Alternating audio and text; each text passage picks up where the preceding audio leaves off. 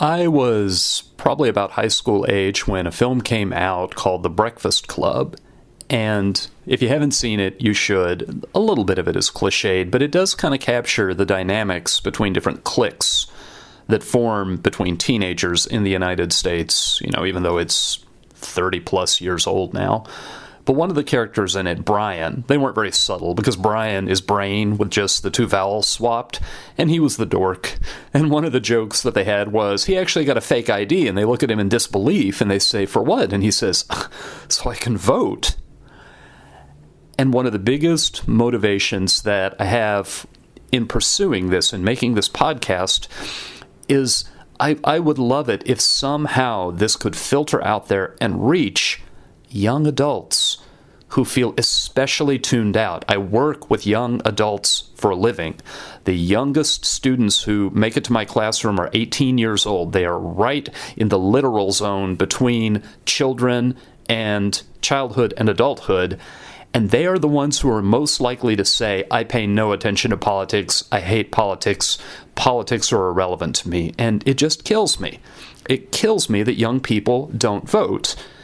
And older people disproportionately do. Demographically, the largest group of people who engage in politics and turn out to the polls are elderly people. And there could be a few different reasons for this. It could be that through the lifespan, you have more experience of being blindsided by changes in law that actually make your life worse. And after that happens a few times, you start following it and paying attention to it, and you start to realize that it really is your problem. It could also be that people near the end of life, when they're on a fixed income, when they have less flexibility to respond to changing events, that change worries them more. Change is more of a source of anxiety, whereas when you're younger, change is just kind of a daily occurrence, and it doesn't feel as necessary to monitor it or to try to take control of it. Those are possibilities. But it is a consistent pattern, and it's a pattern that gnaws at me, that the people that I spend my days with are the people who are completely checked out from public life, or civic life at any rate, and completely checked out from politics. And I try to tell them sometimes, the one choice that I absolutely cannot respect is the choice not to vote. People, in a very literal sense, died so you can do this. Some of the people most deserving of your respect spilled their blood so that you would not lose, to win it in the first place, and then to ensure that you would not lose your ability to vote. Some of them did it on foreign battlefields. Some of them did it on American streets in the civil rights movement. But either way, a whole lot of sacrifice and suffering went into winning the vote for you. And I just don't understand, and I feel sad when younger people don't use that. And it's not a problem limited to that age group either, because for at least the past half century, consumption patterns in the United States have meant that we glorify youth. It's a way that we keep sales ringing up. It's the way that we keep profits rolling in. If you want to be attractive, then you need to look like you're young. You can't look like you've had a good life, been healthy, and now you look wise and distinguished. Oh no, you got to look young. You got to look 18. 18, for both sexes really, is the ideal as far as attractiveness. And you're also supposed to have youthful energy, the sense of humor that draws the most attention, and the critical mass of eyeballs and approval is, the man-child who makes sarcastic quips. And I'm about to get back into the humor talk again, which is something that I've already kind of talked through and put behind me. But the thing about it is, this wasn't always the case. It wasn't always the case that the ideal was that the ideal of attractiveness was to be youthful. There was a time, you go back and you look at cultural products in the United States a few decades back, and young people actually longed to be grown up. They wanted to be thought of as grown up. It was attractive to seem grown up, and now it's not. And now it's, I want to stay a child. The real world is scary. I don't want to leave my childhood behind. And even after I move into adulthood, I still want to engage in childlike behaviors, playful behaviors every single day. And one of the corollaries, one of the ideas tied up very tightly with that sadly seems to guide people's behavior and people's habits is if you're youthful, you're supposed to hate politics and check out completely, just brush the entire matter aside as any kind of positive change. And I reached a realization as an educator a few years ago. I used to call my teenage students immature. When I would get frustrated with them, when they would procrastinate and brag about it, when they would do sloppy work and find mediocrity acceptable, I would say that they were immature, and I threw that word around a lot. But then a couple of times, I taught evening classes and online classes where all of my students were in their 30s or older, and many of them were older than me, and I saw the same behaviors. I saw procrastination, I saw scraping by with mediocrity, and only then did the light bulb go on for me. Only then did I figure out what was happening. What I was seeing, I wasn't seeing immaturity. These were people who, they had marriages that had gone the distance, they were raising their kids, they had jobs, they had accomplished things, they would talk about their accomplishments and the work that they turned in, and I realized these are not immature people, but they're doing the same things that the 18 and 19-year-olds do that I call immaturity. And I realized what I was seeing is I was seeing what happens when you're overwhelmed.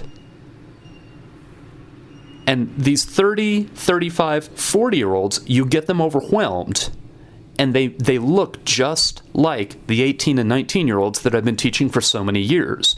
And then another light bulb came on. There's no difference. Overwhelmed is a good working definition of immature. Babies and toddlers have much, much more powerful cognitive and learning faculties than the rest of us do. It is absolutely spooky the way they can soak up, understand, experiment with, and recall everything going on around them. It's a cliche by now to say that babies are geniuses, but genuinely they are. What you see when you see immature behavior is you see life forms, fully human life forms, that are overwhelmed by a lack of mastery. What you see when you see human beings who seem to be mature, they have accumulated mastery in little doses, and they've held on to and not lost what they've learned, and so they appear to be a lot more level-headed, in control. They appear to do more planning and less reacting. And I think that when it comes to babies and toddlers, a wise adult does not talk down to babies or toddlers. A foolish adult is the one who treats a toddler's or a child's lack of mastery as a source of power or as something irritating. And I think those foolish adults are not seeing clearly. It's not that they're malicious. They just don't understand what lack of mastery actually is. And what lack of mastery ought to do is it ought to bring out our helping spirit. It ought to bring out our willingness to help. So, this all kind of fits together, I think, rather well, because if what's attractive today is to hold on to your childhood and be immature, this may be a tacit, almost unconscious admission that we're all overwhelmed, that we all spend day to day feeling like we don't have mastery of anything. And if you think about the information environment that we navigate, and if you think about how rapid change has come in the past several decades, technological change, social change, and I'm sure the idea is not original with me, and a lot of people are realizing it, that the political events of the past year or two are really a backlash. If you treat social institutions as elastic, and if you think you've reached the moment where you're ready to make progress and you stretch too hard, what you may find is that the people who are putting on the brakes, the people who are not quite ready for the rate of progress you're ready for, at some point, if too many of them agree, then you pull on institutions to try to pull them in a direction, and they'll pull you right back. And so I look at a lot of people opting out of politics, and I think of that as fundamentally immature, and I even see it rooted in kind of an expression of immaturity and admiration for immaturity, and it may be that collectively we're all saying, this is too much. This is trying to drink from a fire hose.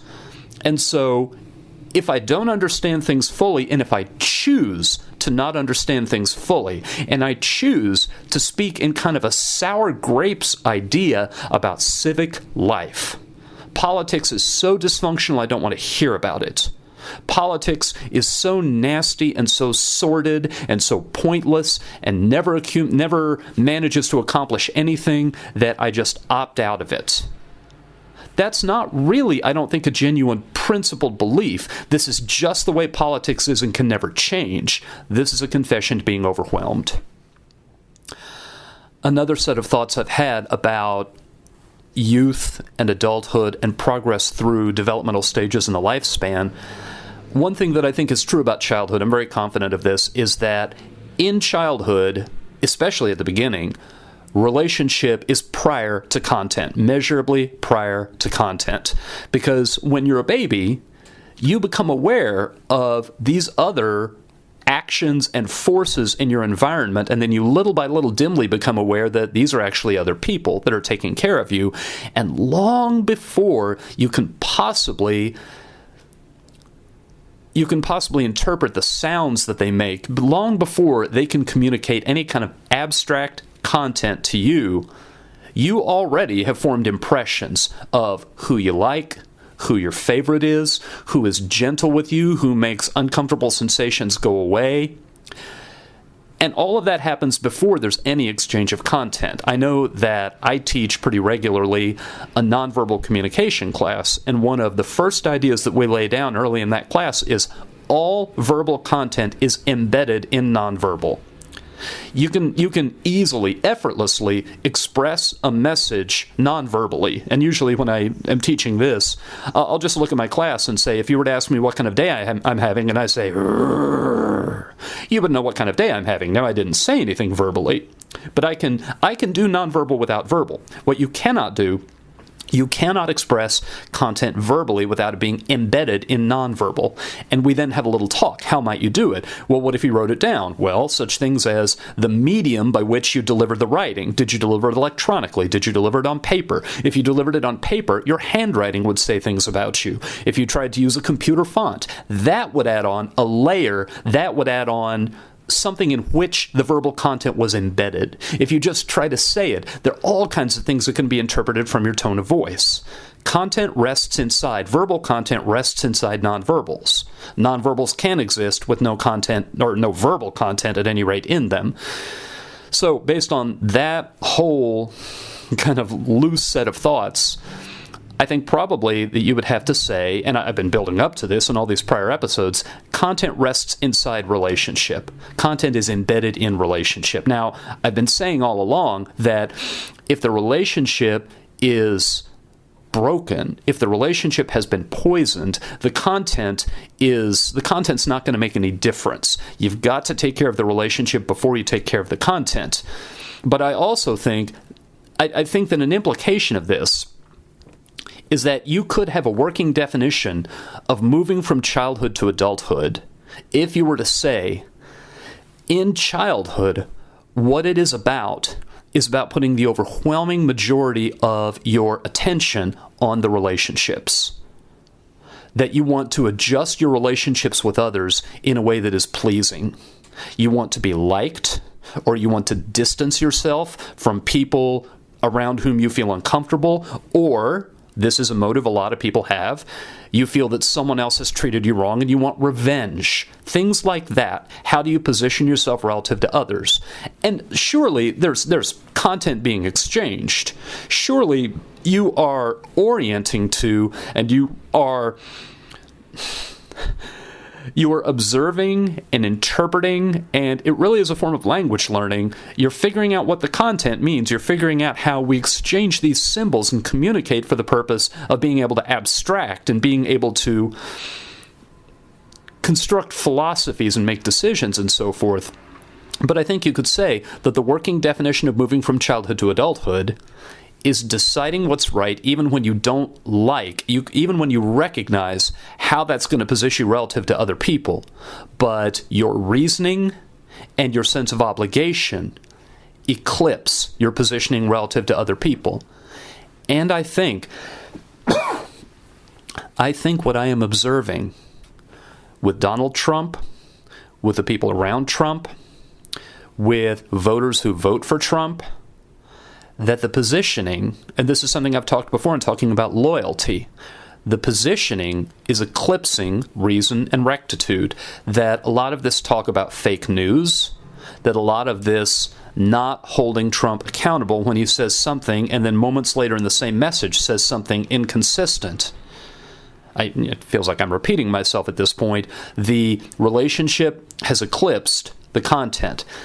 But what this leads me to think is that really, okay, because of the line of work I'm in, I occasionally fall prey to the temptation to find surplus meaning in terrible plays on words. And I think I arrived at one over the weekend. I think what Trump likes to do is insist. I think that Trump, what he does is he arrives at his decisions and he forces them through. And I think what we need to do in response is I think we need to insist. But I'm spelling it differently. What Trump likes to do is INSIST, and I think what we need to do is ENCYST. We need to wrap him in layers of institutionally inert. We need to wrap him to where he can't reach the levers of power, to where the things that he does, they may make a spectacle, but they don't make a difference. And I was really encouraged, a little bit troubled, a little bit ambivalent, but really encouraged about the response to Trump signing the executive order revoking or reinstating, I guess, Ronald Reagan's Mexico City policy. So what this was, under the Reagan administration, the United States would not provide any money, any foreign aid to the UNFPA, the United Nations Family Planning Agency, because at times, and also International Planned Parenthood, IPPF, because they at times counsel their clients outside the United States to get abortions.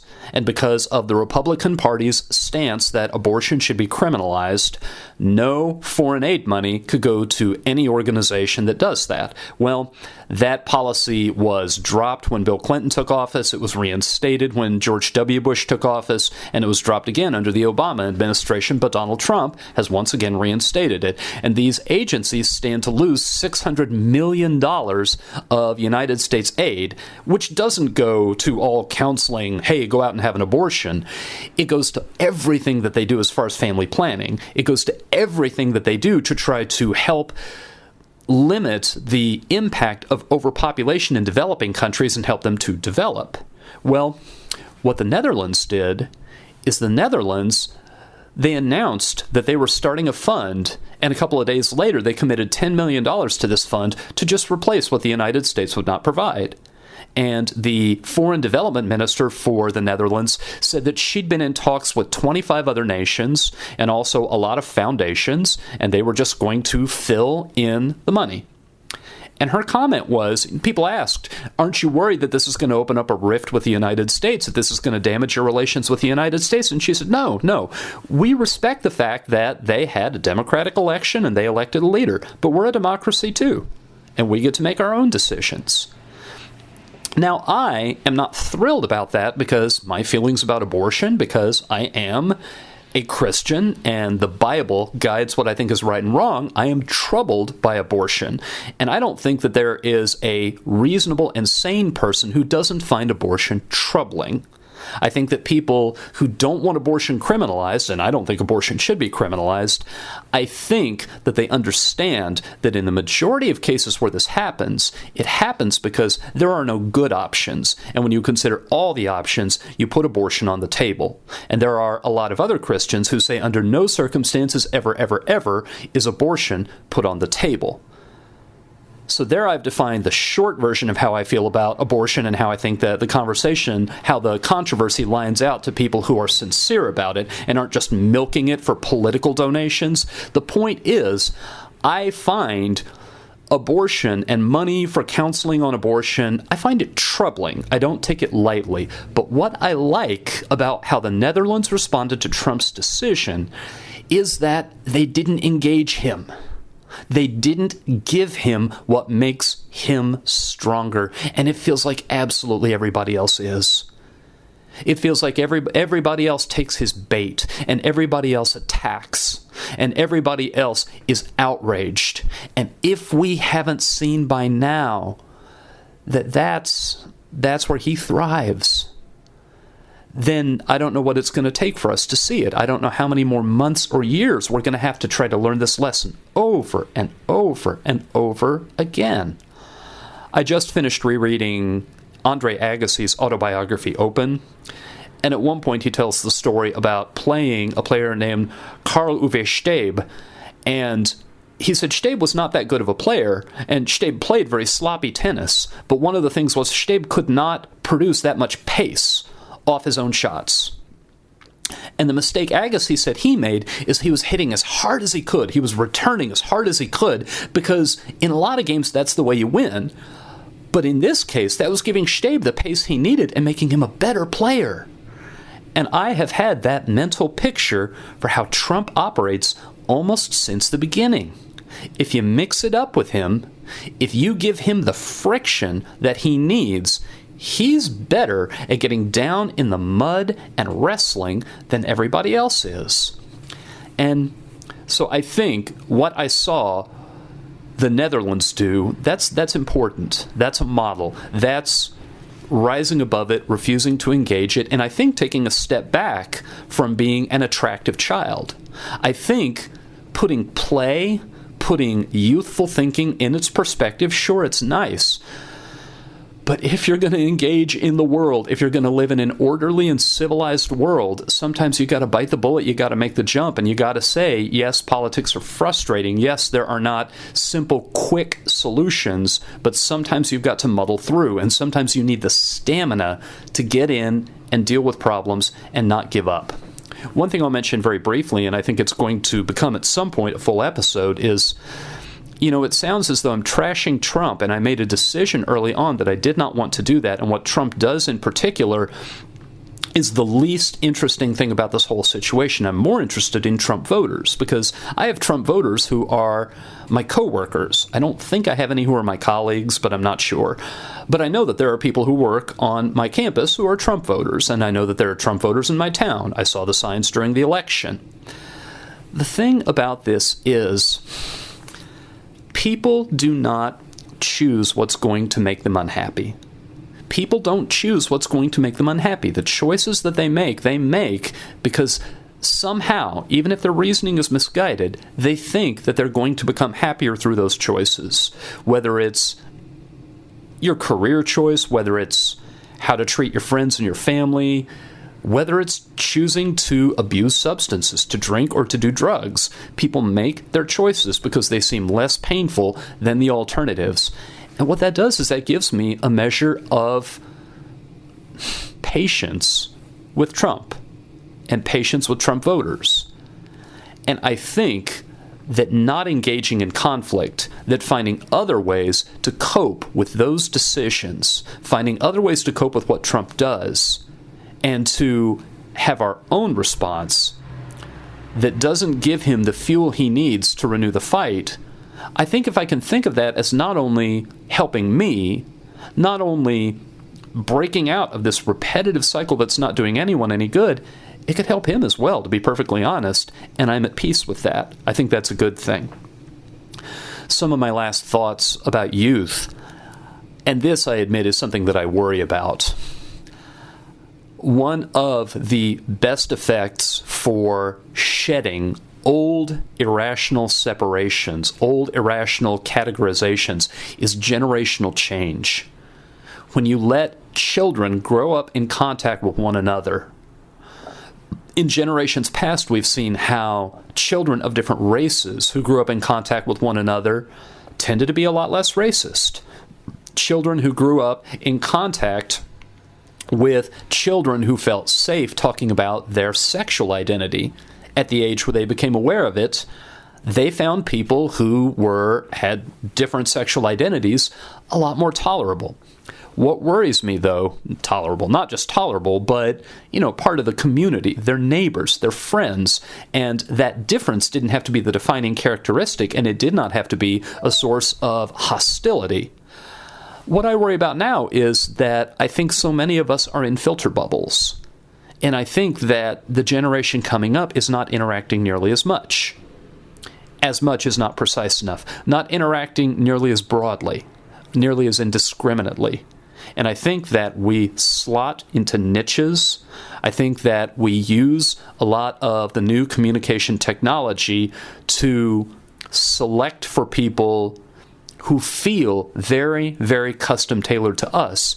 And I worry that this may be the generation where generational change of this kind doesn't happen.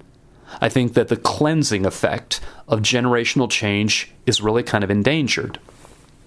And one of the cliches that you hear a lot whenever subjects like this come up is that the youth are our hope. But how can the youth be our hope if what the youth do is circulate memes, and instead of working out a philosophy, you just effectively highlight, copy, paste a philosophy?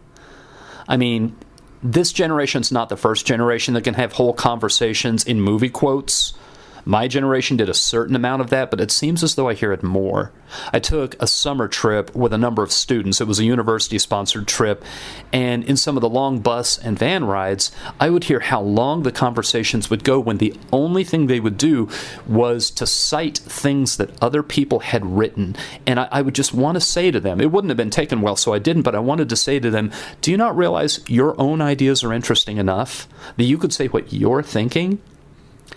I think that children play a lot because they're rehearsing their roles. They play house, they play firefighter because they're imagining what it would be like to be in the role. But what worries me is when I see 18 and 19-year-olds who are pretend rehearsing ideas, because ideation has to be so much more polished. You can't talk out a thought that is halfway done and see what it sounds like out loud, because talking is such a performance. I see it when I teach. I see that my students won't speak up in class. They won't struggle. They are terrified of being wrong. And maybe I'm just being nostalgic and looking back in a way that is false to what actually happened. But it seems like when I was a student, I wasn't that terrified of being wrong, that sometimes you were wrong. Sometimes you spoke up in class and you got corrected. And it feels as though the communication environment students come up in today, it gives them cues that says that genuinely, it may bring consequences on them that they couldn't possibly bear.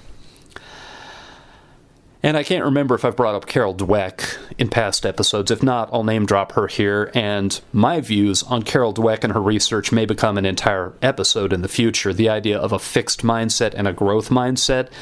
That in the United States, we teach our children that what you're good at is what you're good at.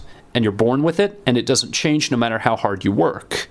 Whereas in some other parts of the world, what parents teach children about intelligence is, if something is incredibly difficult to you and you try the first couple of times and you don't succeed, well, that just means you need to double down and try twice as hard, and that hard work will pay off.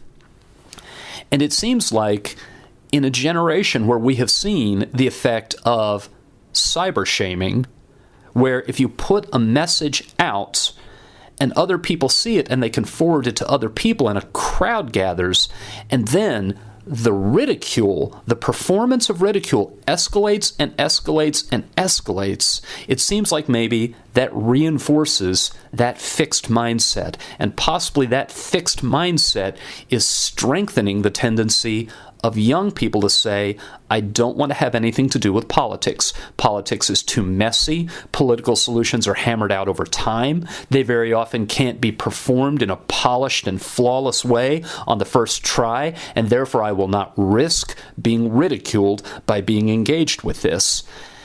And where we go to change these, where we go to make it seem real, to motivate and to incentivize moving out of this kind of childishness into adulthood, where reason can once again eclipse positioning, where you can work out your imperfect first couple of thoughts and arrive at a thought that you can live with. I don't know. One thing I know is I show up to class every day to teach this population, and it's something I'm going to be watching and hoping someone figures something out.